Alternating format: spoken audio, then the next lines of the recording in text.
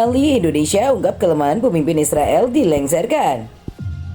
Dikutip dari cnbcindonesia.com, serangan mengejutkan kelompok Hamas pada 7 Oktober lalu telah membuat warga Israel bersatu satu sama lain. Namun tidak banyak dukungan yang ditujukan kepada pemerintah yang banyak dituduh mengabaikan pertahanan negaranya dan mengakibatkan perang di Gaza. Apapun yang terjadi di kemudian hari, penghakiman akan segera tiba bagi Perdana Menteri Benjamin Netanyahu setelah mencatatkan rekor kebangkitan politik yang panjang.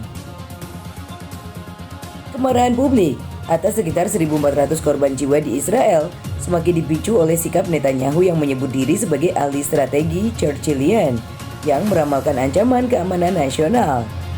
Latar belakang lainnya adalah polarisasi sosial tahun ini sehubungan dengan upaya perombakan peradilan koalisi agama nasionalis yang dipimpinnya yang memicu pemogokan oleh beberapa pasukan cadangan militer dan menimbulkan keraguan terkait kesiapan tempur. Bencana Oktober 2023 menjadi judul utama di harian terlaris Yediot Ahronoth. Bahasa yang dimaksudkan untuk mengingat kegagalan Israel mengantisipasi serangan kembar Mesir dan Suriah pada Oktober 1973 yang akhirnya menyebabkan Perdana Menteri saat itu, Golda Meir, mengundurkan diri. Penggulingan itu berdampak pada hegemoni Partai Buruh Kiri Tengah yang dipimpin Meir. Amos Asael, peneliti di Shalom Hartman Institute di Yerusalem, memperkirakan nasib serupa akan menimpa Netanyahu dan Partai Likud konservatif yang sudah lama dominan. Sebuah jejak pendapat di surat kabar Ma'arif menemukan bahwa 21% warga Israel ingin Netanyahu tetap menjadi Perdana Menteri setelah perang. Sebanyak 66% mengatakan orang lain dan 13% ragu-ragu.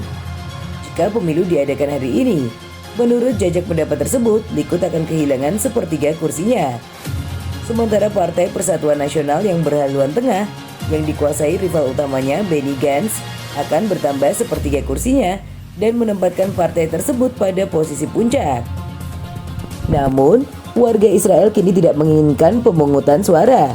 Mereka menginginkan tindakan, dan ketika serangan balasan berkembang menjadi potensi invasi darat, Gantz, mantan panglima militer, telah mengesampingkan perbedaan politik untuk bergabung dengan Netanyahu dalam kabinet darurat. Sibuk dengan para petinggi dan utusan asing, Netanyahu membatasi pertemuannya dengan publik. Netanyahu juga belum membuat pernyataan pertanggungjawaban pribadi. Bahkan ketika jenderal tertinggi, Menteri Pertahanan, Penasihat Keamanan Nasional, Menteri Luar Negeri, Menteri Keuangan, dan Kepala Intelijen mengakui kegagalannya dalam mengantisipasi dan mencegah serangan terburuk terhadap warga sipil dalam sejarah Israel. Israel telah mendapatkan dukungan vokal dari Barat atas serangan balasannya. Perang ini dapat menghancurkan dua aspek kebijakan luar negeri Netanyahu, yaitu perdamaian dengan Arab Saudi yang kini terhenti dan pengendalian terhadap Iran yang memuji invasi kecil Hamas sebagai kemenangan poros Timur Tengah yang bersumpah untuk menghancurkan Israel. Para perencana militer mengatakan perang Gaza yang tujuannya adalah pemusnahan Hamas bisa berlangsung berbulan-bulan. Selain itu, kesehatan Netanyahu menjadi perhatian lainnya. Pada Juli, ia dipasangi alat pacu jantung ketika protes hukum meningkat. Ia pun akan berusia 74 tahun pada hari Sabtu.